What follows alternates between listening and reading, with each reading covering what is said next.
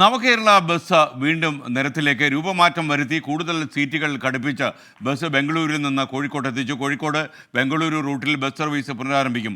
കോഴിക്കോട് നിന്ന് രാഹുൽ സുരേഷ് തത്സമയം ചേരുകയാണ്. Rahul, good morning. രാഹുൽ, ബസ്സിൻ്റെ കൂടുതൽ വിവരങ്ങൾ.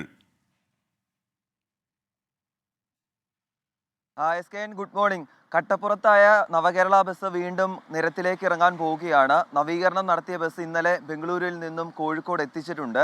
കന്നി യാത്രയിൽ 13 യാത്രക്കാരായിരുന്നു ബസ്സിലുണ്ടായിരുന്നത്. പുതിയ സമയക്രമം അനുസരിച്ചായിരിക്കും സർവീസ് പുനരാരംഭിക്കുക എന്നാണ് നമുക്ക് ലഭ്യമാവുന്ന വിവരം. നേരത്തെ ഈ പുലർച്ചെ 4 മണിക്കായിരുന്നു കോഴിക്കോട് നിന്നും സർവീസ് ആരംഭിക്കുന്നത്.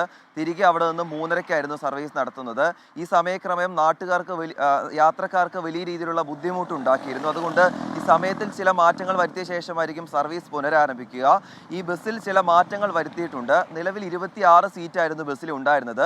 13 സീറ്റുകൾ കൂടി ഘടിപ്പിച്ച ശേഷം 37 സീറ്റുകളോടെയായിരിക്കും സർവീസ് ഇനി പുനരാരംഭിക്കാൻ പോകുക.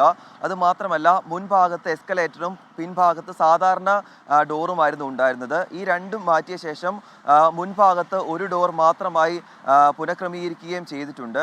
അതേസമയം പിൻഭാഗത്തുണ്ടായിരുന്ന ശൗചാലയം അതേപടി നിലനിർത്തുകയും ചെയ്തിട്ടുണ്ട്. നേരത്തെ ഗരുഡ പ്രീമിയം നിരക്കിൽ 1250 രൂപയായിരുന്നു യാത്രക്കാരിൽ നിന്നും ഈടാക്കിയിരുന്നത്.